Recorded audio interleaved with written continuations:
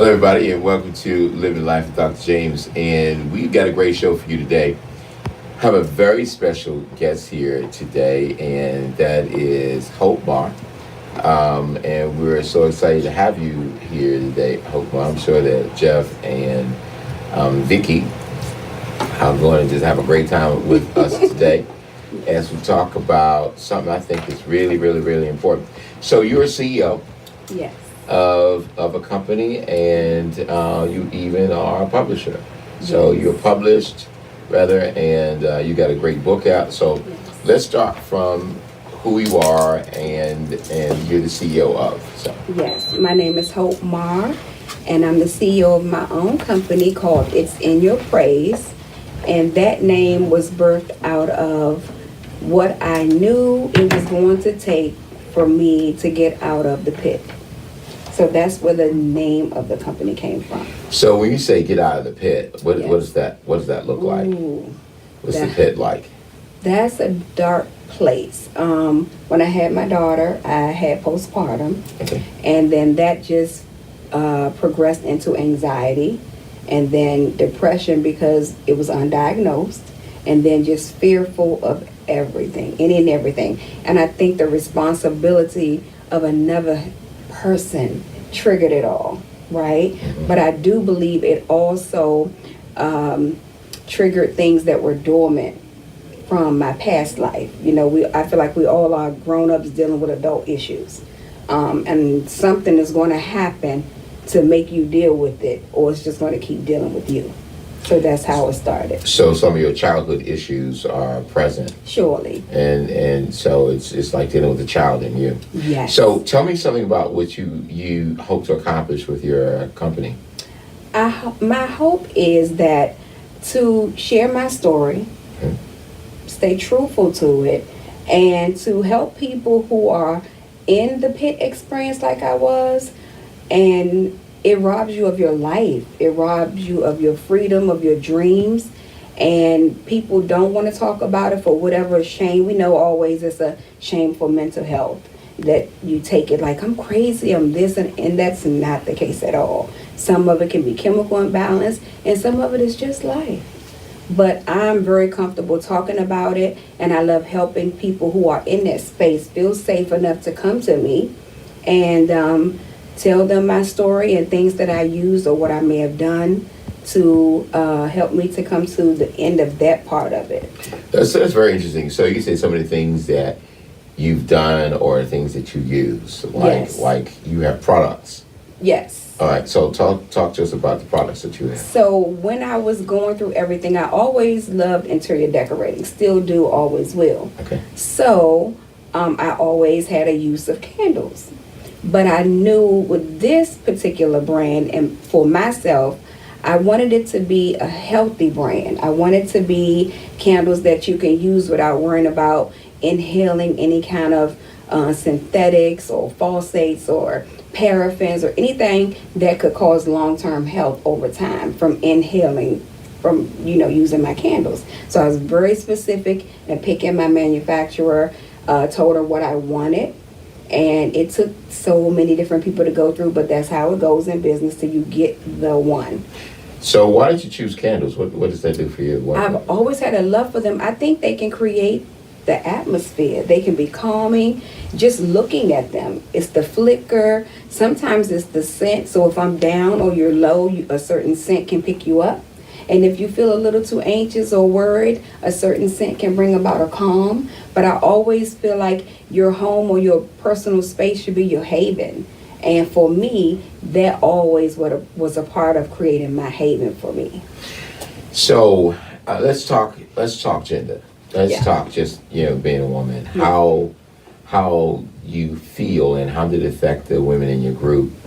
Having anxiety and depression and all the things that were going on. What was that like for you all to share? It was sort of easy because we were all Christians, so we all applied the word to it. And that's one thing also, people think because you are a Christian or because you know God for yourself that you are omitted from anxiety or from depression or from fear. Even though we know what his word says, we are still having a fleshly experience. And it can happen to any of us. No one's exempt. So how about being a married woman? What is that like? Having anxiety?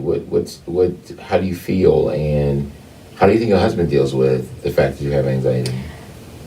I think he's amazing. He pays attention. Like when it first happened, I didn't even know. None of us never had a name to it. We just knew that I was different after I gave birth to our daughter. So I went to think every hospital in DMV based upon the symptoms of anxiety. So that's another story in and of itself. You can get so many symptoms from it where you feel like you're going to die. That's how heavy they are. And so that's what we did so many times to see what's wrong. And one Asian doctor at Washington Hospital Center finally said, there's nothing wrong with you. You have anxiety. But since I never heard of it within my family or anything, I was like, he don't know what he's talking about. It is something wrong with me. You know, my chest hurt, my head hurt every day.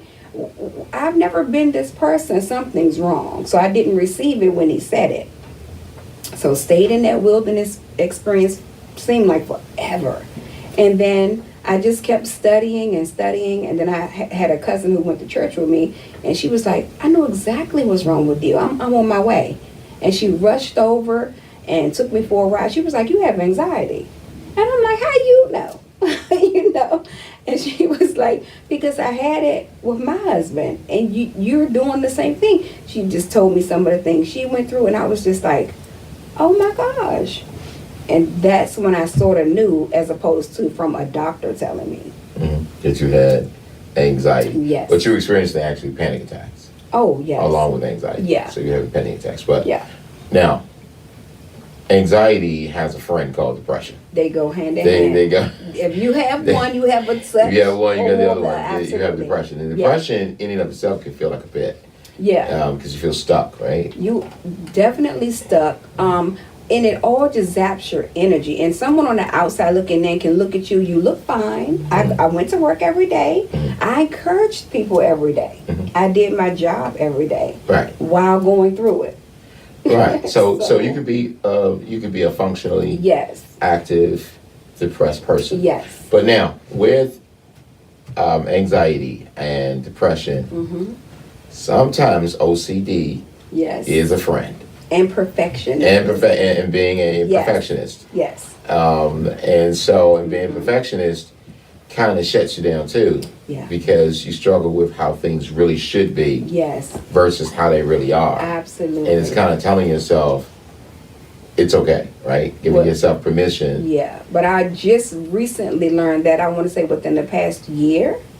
But before that, perfectionists have always been that way. Where did it come from? I'm still figuring that out, because there is no such thing. But it didn't stop me from striving to do it. Well, expectations from parents, or you wanted to please people, or you wanted to strive, or maybe sometimes you may have felt like because there was some inadequacy somewhere as a child, you were going to surpass it. Oh, sure. And so in surpassing it, I had to be perfect. You had to be perfect. To make it right, yeah. You're the perfect daughter. You're the perfect student. You're the and so then you're in competition with yourself all the time. All the time. And if I'm hard on me, I expect the same from others. So I'm quite sure my family and friends was like, "You need to chill out," and I'm like, "Absolutely not. If I expect this from myself, then I expect it from you," and that wasn't right. Okay. All right. So Jeff, as a man, what do you think about HOPE-MAR and as it relates to men dealing with mental health? Okay, with being in the military, I've had mental health issues, but I wouldn't say anything. I didn't know it was that, because being you know in uniform, you didn't say that. You don't say that you're struggling, because you could be taken off an assignment. You could be, anything can happen to you where they don't think that you're ready to be deployed, or you're, ready to go out into the field. So it's just, it took till I retired to realize like when 911 happened, it took me like 10 years to even deal with it, to even realize that I was even having issues with it. Because when, also during that time, my mother worked downtown too, along with me, and I never asked her how she got home. For like 12 years. I never knew how she got home, and then one day I just happened to ask her, you know, during that time, how did you even get home? Because I blocked all of it out. So you're a father, and you've been a husband, and so how did that affect you being a parent? How did that affect you dating or being married? How did that affect that? It affected my communication skills. Your communication skills? Yes. I wasn't open to talking about my feelings and what I felt. So that made it tough for someone to understand me and what I was going through. So I probably made people have to guess how I was feeling. I apologize to all the people that thought I was crazy. I didn't know how to deal with what I was feeling all the time. All right, so military guy, 911, and obviously you worked either at the Pentagon or close to the Pentagon. Oh, you worked at the Pentagon. Okay, so that day the plane hit the building, you were Not there. you were not there. You were coming back. Coming back to the You just saw. saw the smoke. We were on the bridge. I saw the smoke, and yeah. All right. So did you think about where your office was located? Did you think about what were you? Either. I just wanted to get to my car. You just wanted to get to your car and get out of there. Yes. Okay. So when you were in the military and you felt with anxiety, again, what comes with anxiety is the friend of depression. Depression, but I didn't know any of that stuff. And most cases in things like that is PTSD, Yes. post-traumatic stress Yes, disorder. definitely. It's the same thing, and in some sense, I see most military people as very challenging and probably, in some sense, a perfectionist as well. You can be that way. Yeah. I think you'll be a perfectionist. PTSD is a friend of mine. Yeah. And, I mean, and being a perfectionist, but what comes with a lot of that is the way we see people. You know, you spend more time not just observing the person, but being critical sometimes, being very critical. And so then it is hard to have relationships with people that you've already come to a conclusion in your head about. But for me, I just had to give myself permission to speak my truth and speak my mind and set boundaries and be able to say no and mean no. And it is whatever it is, you know, not feel bad about it. If somebody asks me why, I just don't want to do it. And that's it. Hope, you were saying something like that to me. You said to me earlier that you would normally just, somebody asked you to do something, you had a skill set, or you knew you could do it, and you're just a nice person, you would go do it, but then you would feel overwhelmed. Yes. You know, I would work, say yes. home, mother, wife, and then you start feeling overwhelmed. So Yes. now you say no. Absolutely no. So now you just walk around with the word no. You say no. I still say yes when I want to do something, but if I'm not sure, I say let me get back to you. That way I'm not committed. All right, Jeff. What about you? You Same thing. You just have a no now. No, it's Everything's no. not always a no, Right. but it has to work for me. Yes. It Yeah. can't just work for you. You know, I'm not going to feel obligated Right. to go do it. I'm not going to. I have to look out for me first and how I feel and my mental health. And I can't be running around here for everybody else when in turn they won't do the same thing for me. Right. So she uses candles. What's your coping mechanism? What is my coping mechanism? I probably overwork myself a lot of times. So you just become a workaholic. When I was in school, I let school, college, give me something to do. Okay. Always striving to make myself better. So I guess that's my default. Now, there is something called thought replacement, where if you feel overwhelmed or you're feeling depressed, you can take that thought out, because remember, your brain is running, right? But your mind is still there. So the brain and the mind are separate.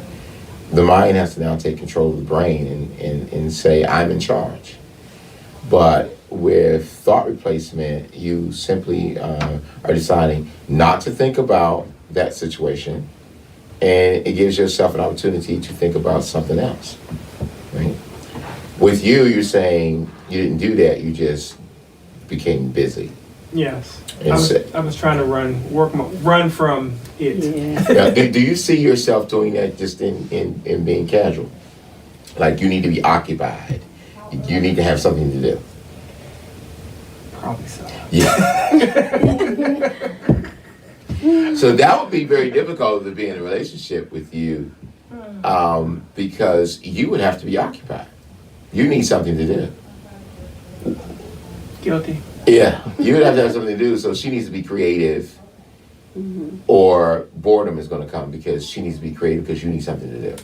But the funny thing is that I meet people who want to do more than me. So I'm not bored.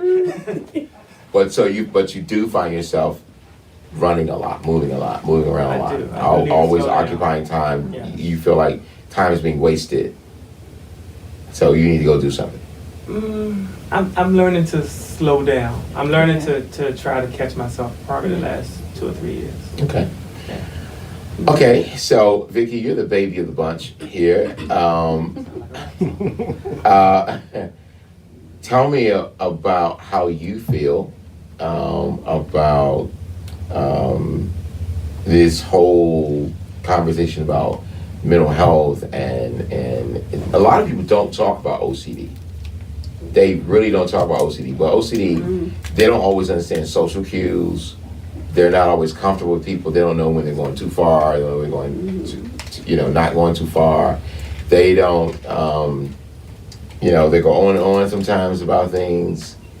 Sometimes things are just not enough, right? It's not just about washing hands because somebody touched your hands, right? It's a little more than that. So anxiety and Jeff. We didn't say that she had OCD. We just fed her. But I have a germaphobe. Oh, but she said she is a germaphobe now. Yes. She's a germaphobe. Absolutely. All right, so that's OCD then. So you do have OCD. All right.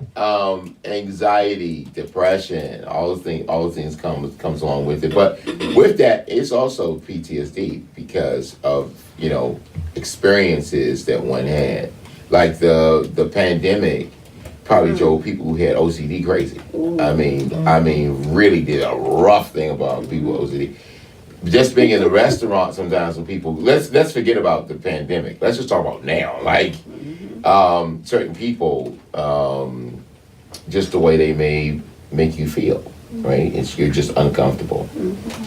Okay, all right. So talk to me. Well, I guess for me, I don't know. I guess I kind of noticed mine was really early. Because I had the perfection portion, like really early. But I grew up attending parochial school all my life. So I knew my parents was paying. So I had to perform. Or at least I felt that I had to perform. So when it comes to academia, I have. Well, how does that deal with when you meet a guy? Because if you meet a guy and you're a perfectionist and you want him to be a particular way, right? Yes. And he's not, though. No. All right. So what do you do when you find he's not? Tell me, because I'm going to see. Oh my goodness. You have to find a lot of stress relievers. Like what? Music. I did with like I walk around the house with like headphones on. Wait. So. Wait, because there's two military men in the room. Hope's husband is in the room, and then there's Jeff over there. So you're telling me that you will walk around the house with earphones on as if these brothers not in the I house? can tune you out. How does that work? Like, how does that work? Like, how? How do you have a relationship like that? I don't know, but I mean, at some point in time, everyone has something that is. That's not like being as- detached, though. Like, that's detachment. No, it's private time. I just want to help you understand that. I'm sorry. I think that's detachment. That It's not. and detachment can kind of look like mood disorder. You understand that, right? It's not where you don't want to be. Well, it's not for me. It's not where I don't want to interact.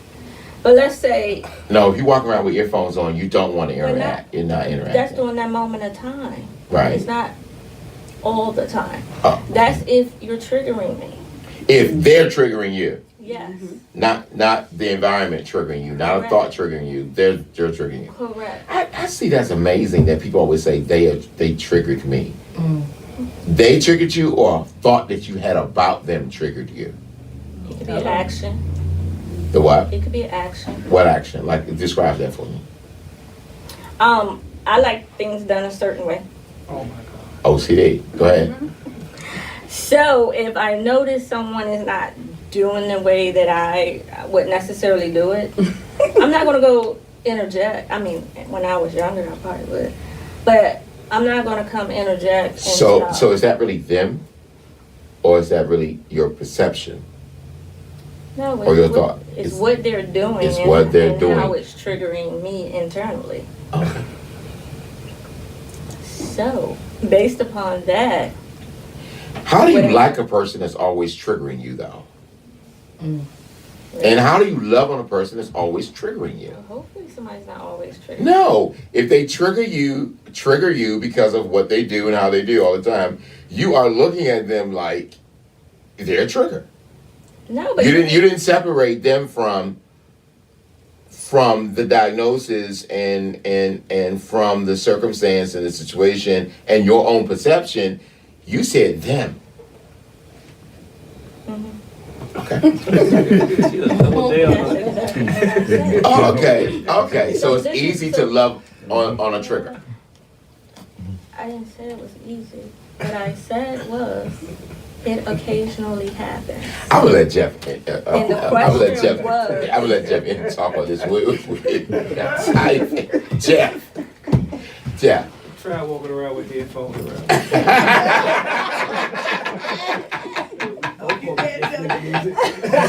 Hey, there's wireless headphones. It's possible. Okay. All right. Music. You use music can be a good coping mechanism, and everybody does need private time. I do agree with that. Everybody does need private time. I think the way you presented it is like, I'm just walking around the house. I'm detached from this house, and he's a trigger. Can I ask one question? But if it's more than one way to do it, and they're not doing, if it's 4 ways to do it, but they're not doing it the one way you want it, then that triggers you. No, the question was, how do I deal with it? So what I said was, Oh, okay. what I said was, for me, Mhm. if it's occurring, and it's not their problem, it's my problem because it's how I do. But feel wouldn't that about put it. you on shutdown sometimes, though? No, I don't. No. If they're triggering you, Mhm. would that not put you on shutdown with them? You don't have much to say. No. No? No. They have to say something, though. Most of the time, people don't let me be. Most of the time, people gonna interact with me regardless of what. Especially But we if have if they're a trigger Mhm. and you feel they're a trigger, because remember how you're saying it to me now. Mhm. It sounds like most of the time a person could be a trigger for you. I haven't really had a person be a trigger. I've had actions trigger. But most of the time, the person and their actions that's around you are triggering you. Sometimes, but it's not all the time. Not all that. Like I don't walk around in a bubble because of what happens. You just need to leave. You just need to go. It depends on what is happening at the time. In your own house. Yeah. Thank you. Wherever. In your own house. Wherever. You just need to go. It could be in my own home. It could be out. Wait, Could be. wait.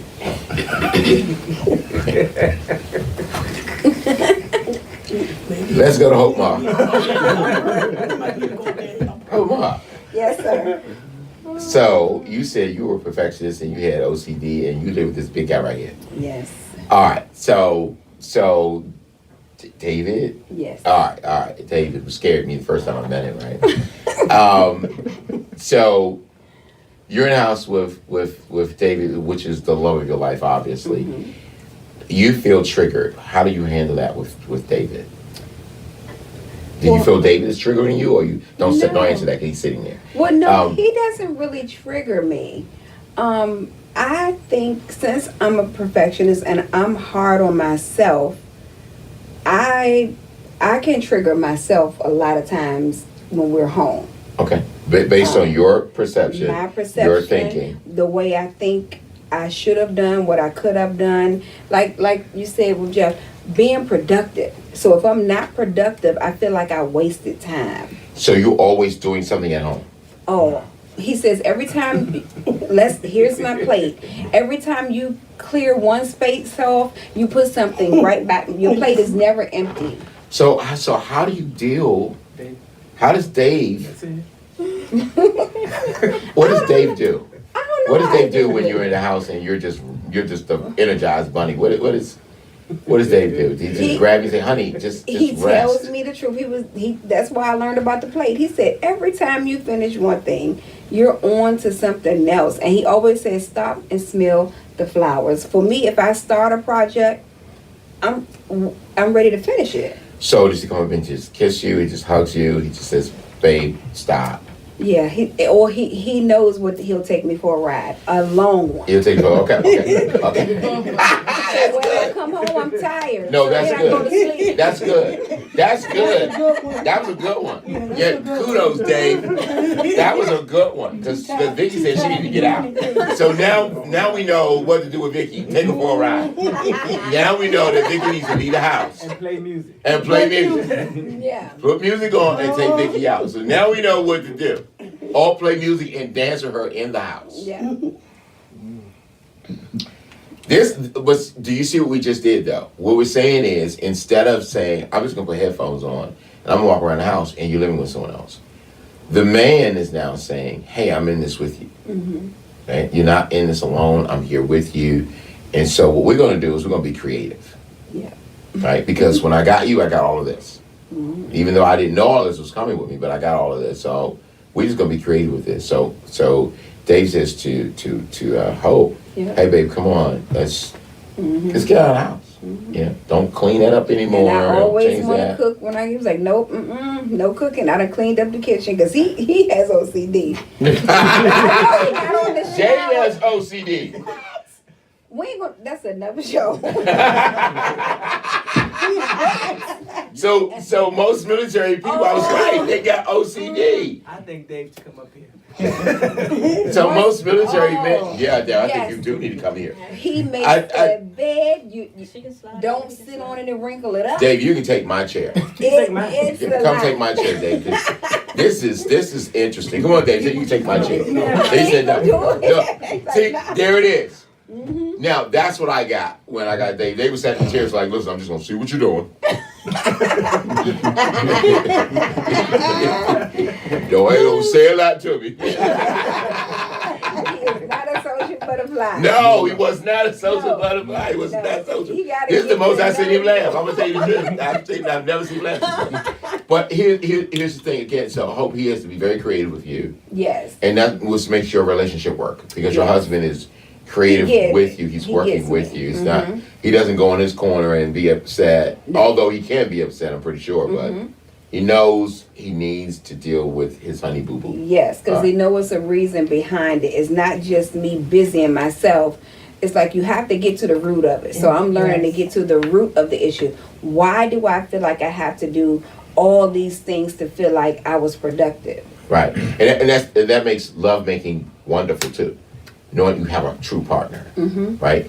And it makes the house easy because it Very easy. now I gotta ask questions to you females. How do you see the man though? Does he? What is he? Is he just husband? Is he just lover? Is he husband, lover, friend? What else? He's all of those things for me because we pay attention to each other. So, and we can't lie because I everything shows on my face. Whatever you ask me something, I can't think of the lie, so it's gonna just be like boom. And for him, I can tell if he's feeling some type of way also. So you're both in the house. You both have OCD.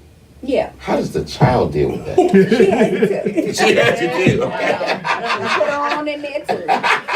While people are at the house, she's like, let me clean it up. Let's let you know, don't make no more mess. So yeah, everybody. So you two laugh a lot. Yeah, every day. You know, that's a great coping skill too. Because it releases endorphins that make you feel good. That's a Yeah. great coping mechanism, just laughing a lot, Yeah. conversating. So the reason why I brought up what is he like to you is because he can't be your best friend, but he can be your most intimate friend. Meaning he knows the most about you. You Yes. release the most to I him. tell everything. Okay. I don't hold nothing. I am a daddy type guy. I'm a father type guy. I can't. How do you females handle men that are fatherly, daddy type? How do you deal with that? No. No.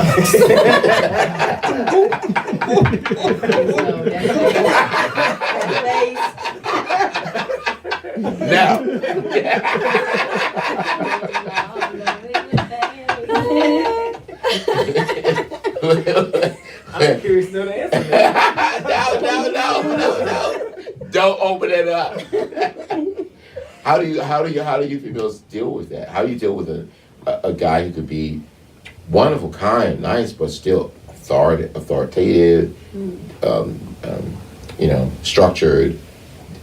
There's discipline there. There's, safety. I think that brings about a feeling of safety. Yeah, So is that appreciated among females or no? I appreciate Or it. women? You appreciate it. Very much so. I want to say yes, I do appreciate it because I'm a daddy's girl. Me too. Dad was my first love. So Yep. Me too. So Jeff, you're similar. You're structured. You need things to be a particular way. I did for a long time. For some reason, when I retired, it maybe took about 4 years, but I'm not as structured as I used to be. But the funny thing is that I miss it. You miss being structured. I miss being because of the structured. military. Yeah, I did it for so long that I just didn't want to exercise no more, be somewhere on time, just do all the things that I had to do before. And some of it I've kind of lost. But Do you think like being in charge though? No, I don't like being in charge. Does Dave like being in charge? I think so. I He think just smiles. so. Obviously, it must be true because he just smiles. Yeah, I think he do. But don't leave, baby. What about because Amos is quiet, but he's really in charge. Yeah. I give him that because I know my role in the home. So I don't have a problem with being Wait a minute, submissive. say that again. I You know getting my me chill bumps. role Say that in one my more time. home. You say you know your role. I know my I felt role in chills my all over home. my body. What does that mean? It means God, it means my husband, and then it means me. Oh my Jesus. So, Girl, you maybe do the holy with name. me, with me knowing my role in my home, I know what I'm supposed to do, and that frees me up from worrying about what he's supposed to do. So again, I'm probably now people think I'm more outgoing than what I am. I can be outgoing, but most of the time I'm not. I'm more observant. I'm more observed, but I can be outgoing. Where people like Jeff, I think Amos, I think they are more in charge than me. People would think it's me, but I think it's really Jeff and Amos. I think they're more in charge than me. I think they run things. I mean, I can be now. Yeah, no, you no, ain't no can be. No, you are. Jeff will already have arranged everything from 1 o'clock to 5. These are the ways that you're going to be, and you need to be there. And this is how this is going to go, and you don't like to be interrupted. That's my planning skills. Yeah, okay. That's right. Where I want to know how really do females. Hope says she likes the structure. She feels safe doing that. Vicky says, I like it because I've always been a daddy's girl, so I kind of like that. Yeah. But do you think men normally get women like that? I mean, Dave was blessed to get Hope. It kind of fit. But do you think you guys? No. No. You don't get the opposite, like You get pushback. pushback. Yeah. So Hope, how would you help a female who gives a man pushback? Because normally, if she does have those diagnoses, she will give pushback. So what would you say to a female, to a Well, woman? I share my experience, and like you said, being a daddy's girl, you already saw how it worked. So I didn't just make this up. Before I knew God for myself, I saw my dad do his thing, and I saw my mom do her thing. And then we did what they told us to do. And it wasn't no going to her and then see we say they was like this. So you didn't get to go around. So all that foundation was there already. So then when I decided, I sort of had a little of a model, and what things I didn't agree with, I sort of tweaked them at an early age, even before I met David, even with relationships.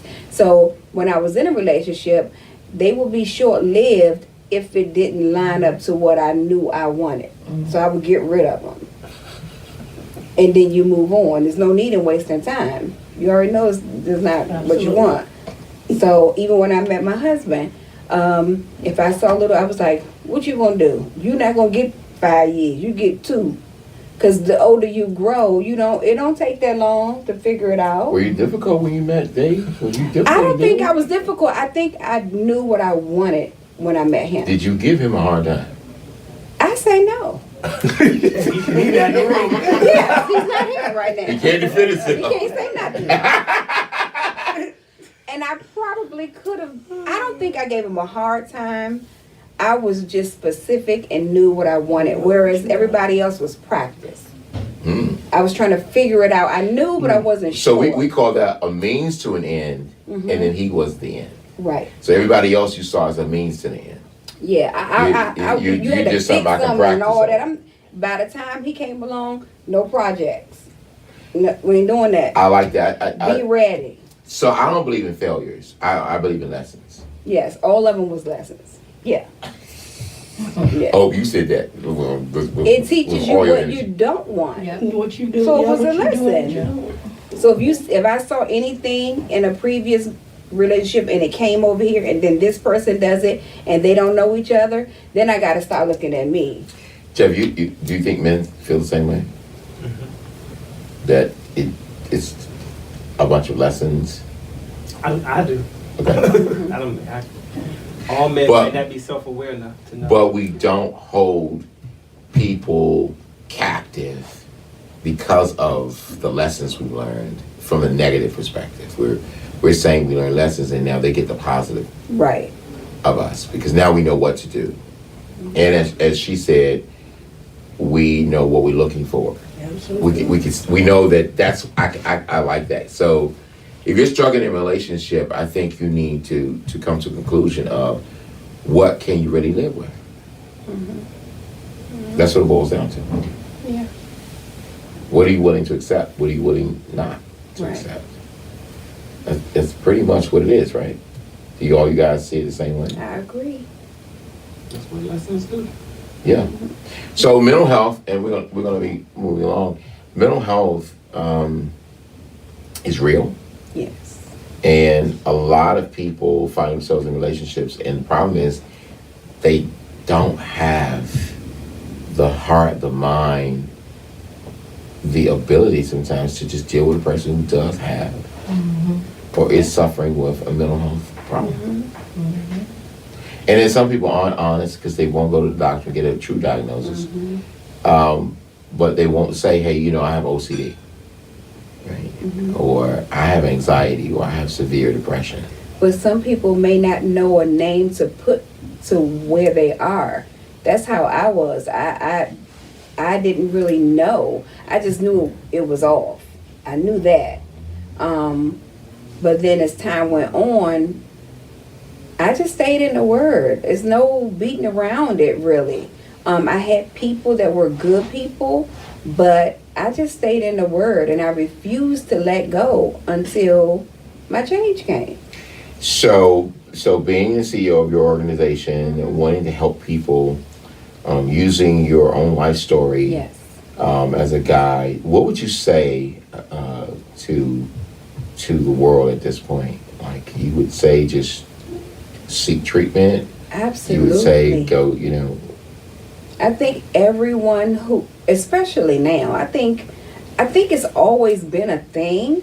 But as far as in the Black household, it's so funny, but it's not funny. They were like, go sit down somewhere. Like, if you go and sit down, that's going to make everything all right in 15 minutes. Go sit down. They ain't doing nothing. Right. Like, what? And so You bounce it back up and you get a meeting. Run around these kids, and you just let it go. And all that does is add new issues. The older you get, the more issues pile on top of those. Because I can now, even with speaking with you all the time, I had to go way back to elementary school. When I picked up like you said, I had to make honor roll. It wasn't an option. I cried when I got 1 C. It was a C or a B, one of them. I still made honor roll with it, but I wanted all A's. And that's where I've been from that moment to present. No in between. It's like, it's here or it's here. No middle ground. And I don't know where that came from. I'm still trying to figure that out. And then you go to the next phase and something else can happen, where my mom had to chip in and help out with some family members, and that invaded my space. So now we had to share our space. You lose your allowance. It's a lot that happened. I'm glad to this day that she did it. But as a kid, that didn't feel good. Right, but also the threat of failing Oh, absolutely. made you feel you had to pick up. Yeah. And you had to become. As you said, talking to me, I'm going to take you back. Yeah. And then I'm going to walk you all the way forward. Mhm. And then we're going to go back and revisit some things, Yeah. because as things come up, as you're saying, where did I get that from? Yes. Why am I feeling the way I'm feeling? Why do I think the way I think? Mm-hmm. And you never stop feeling things. You never stop feeling. There are going to be things that's going to come up. And as they come up, talking and talking and talking and talking does help. It does. Because it gets you to go back further and dig deeper. Whereas if you just, how you doing? I'm fine. And you're not fine, but you say you're fine. And you keep moving. What did that do?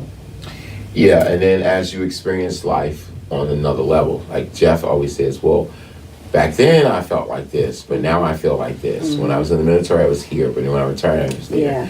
So now all these new feelings and new thoughts in your life bring on new things. Yeah. Life-changing events will cause Life-changing that events. to happen. And now I'm feeling a different way. Yeah. Now, because the goal of every relationship is to become one with the person.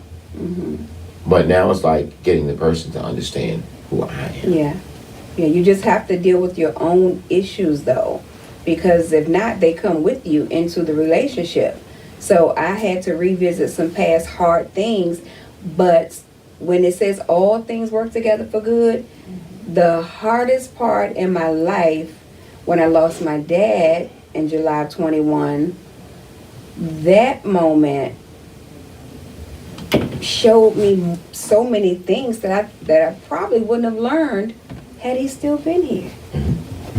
Amazing. This company was talked about forever, but the fear and anxiety and depression kept me from pushing forward like I wanted to. But in losing him, it showed me life is too short. Any kind of judgmental ways that I may have had about how I thought he should have did this. It's no instruction book for the parent, but I felt like he should have did this or that. But looking back hindsight, I wouldn't change nothing. He was perfect. He was present. He was there. He protected us. He provided for us. What more did I want? More, for whatever reason. Do you feel like that as a man, Jeff, that it seems like, you're all of those things and a woman wants more? Yes. Honestly, yes. You can be everything. And she still wants and more. Still not be enough. But she would say the same thing. There are women who feel like they do everything and they're everything to the man, and he still goes out and Yeah. do her wrong. Do you think you're one of those men? Not anymore. Vicky, are you one of those women? On which side of it? Because he gave two sides. I'm on the good side. I think I do a lot. I think it can be unappreciated at times. Unappreciated? What is that like? What makes you feel like he doesn't appreciate you? It could be anybody. And it doesn't even necessarily have to be your mate. But a lot of the things that make you make you who you are, and it makes you very good at the things you do, like the organization and handling things and not complaining. And you do that everywhere. You do it at work, you do it at home, you do it with friends, you do it everywhere. So that goes back to core consciousness for me. It's your value system. It's where you live. So I'm not doing anything because of you. I'm doing it because this is who I am. Right. And when you stop being you, I'm going to still be me. Right? And when you're angry with me, I'm going to still be me. Right? I'm not going to stop being kind because you're not kind. And just because you're angry doesn't mean I need to be angry. So sometimes you need to tell a person, I can see that you're angry, but I don't have a need to be angry. So I don't want to be. But does it always happen? Or do we just become angry? We mirror what we see. It depends. It depends. I normally can take the high road because I try to recognize when the enemy is using somebody. That helps me to be able to say, I'm not falling for that going on, and I'm going to go this way.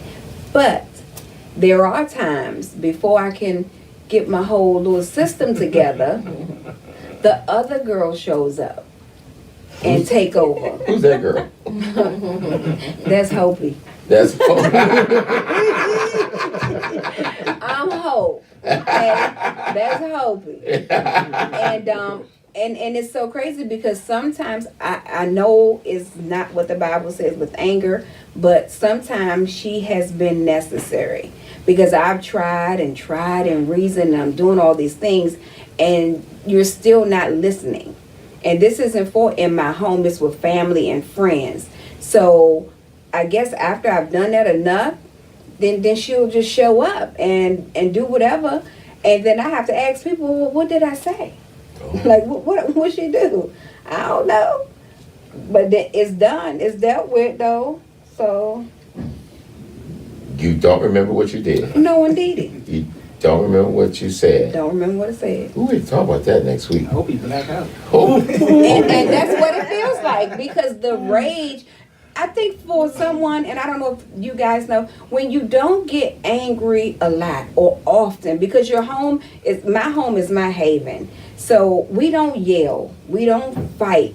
Even if in a disagreement, we give each other a moment, we come back and talk about it. We don't do that. So when someone in the outside world does that, and it catches you off guard, you're like, wait a minute, what is this? You know, that's so interesting. Go ahead. I think it's tone for me sometimes.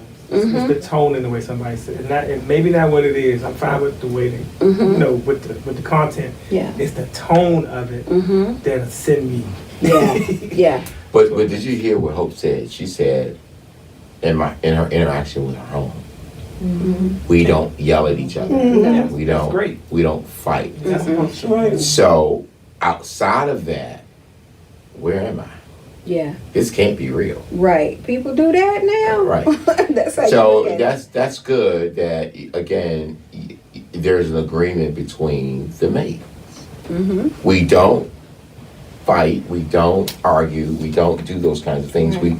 We do more things of being walking in agreement, Mm-hmm. right? It's easy to say I don't like that. Yeah. It's easy Yeah. to say I'm not going to appreciate that, Yeah. or that hurt my feelings. Right. And don't tell the person that you didn't do what they said you did, because it may not have been your Right. intention, but it doesn't mean you didn't make them feel that way. So we had to learn that process. It doesn't have to be intentional. This is how it. If he says, "Oh, you made me feel Say it such again, and Hope. such," Say it I'm again. like, "Well, that wasn't my intention. I apologize," and vice versa. He'll say that, but you can't say, "No, I didn't." So I kind of like this. What I want to do is just, again, because I think it's important to model what behavior it is that you want in your house. You have to. You have to model it. So if I'm talking to you, I need to model Mm-hmm. how I want you to talk to me. Mm-hmm. So if I'm going to be raising my voice, then I'm giving you permission to raise your voice. Right. Yep, absolutely. So you have to model that behavior, what that is. But I also think that families, people do not spend enough time around families who have the same agreement, that we don't yell at each other, we don't fight in this house, we Right. don't do things. People have to see that, because I think what we've grown up seeing on TV, people do that. Yeah. And probably in your, somewhere in your own family circle, maybe you've seen that. Mm-hmm. But you have to be around people who don't, Yeah. and then again you start rethinking and reconnecting with yourself. Well, how do I really want to live? And how do I really want life to be? That was great. I certainly appreciate you coming on. Thank you for having me. I'm excited about your company. And Thank you. what's your website? It's inyourpraise.com. InYourPraise.com. And you got candles, I have scented candles. Some are unisex, and I have the book, of course, And you on have the the book, of website. course. Yes. And you're ready to help people who are facing life challenges, Yes, you can whatever they may email be. me. The email is on our website, hope@it'sinyourpraise.com. If you have a question, just send me an email. Great. Again, we thank you, and thank your husband for also coming in. And of course, our co-anchors, Jeff and Vicky is here. And Tamara did step into the building. We heard her cheering you on and on and on, like, yes, yes. Thank you. We heard her cheering her in the back. Here is the thing. I do think that we need to develop, though, social hours where people can better socialize, Yeah. because you got to change your circles. If you're going to change your life, you show me your friends, we show you your future. Yeah. That's right. So we do have to build more social circles, and we have to talk more about businesses Yes. that are coming up, and actually do events where people can spotlight their businesses. Yeah, that'd be awesome. I think it's going to be important too. Again, thank you guys for tuning in. We look forward to seeing you next week. Dr. John Paul James, thank you again, Hope. You are Thank you so welcome. much, Jeff. Thank you, Vicky. Thank everybody again. We'll talk to you soon.